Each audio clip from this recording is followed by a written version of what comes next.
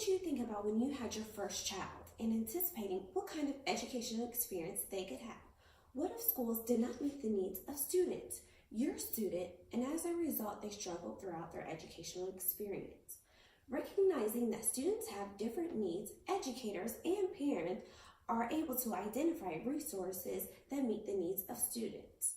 An individualized education plan, also known as an IEP, is an essential component to meet the needs of some of our students. You as the parent are advocates for your children and work to collaborate with schools to ensure that their educational needs are met. Based on a study, Iglis, Beck, Kupla, and Raymond found that parents felt limited in their ability to participate in IEP meetings because they are confusing, fast-paced, and include educational jargon. There are also many components such as the present level of performance, parent input, how the student interacts in the school environment. Although you may feel you have limited ability in interacting during the IEP process, there are many benefits for your involvement, such as student success, building relationships, and knowing that you're an active role in your child's education. It is important to educate yourselves about the IEP process. The Individuals with Disabilities Act, IDA, is a great way to start. This governs how students interact in the school environment. We as educators understand that you have to work and have other obligations. That is why we offer a variety of opportunities for you to receive information about the IEP process. A great way to be proactive is to schedule a mini conference with the ESE specialist or teacher.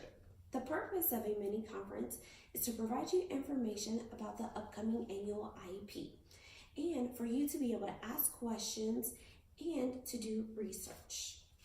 After researching, digesting, and being provided the information that will be discussed at the annual IEP will allow all members of your family to actively participate in the IEP meeting. You and your family must be the main advocate for your child. Individualized education plans are comprised of a lot of components. Educating yourselves about each component is important in the process and participating in the meeting. This may include researching laws about students with disabilities and asking the ESE specialist or teacher to provide you information about the upcoming IEP meeting. This will allow you to feel more comfortable in addressing the needs and your concerns regarding your child's academic and social-emotional needs.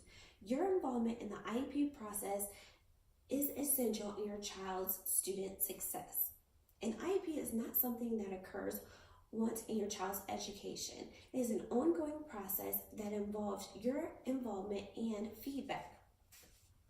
You are an advocate for your child, and as you work with schools to ensure that your child's academic and social-emotional needs are addressed and appropriate accommodations are put into place to ensure that your child is able to succeed in education.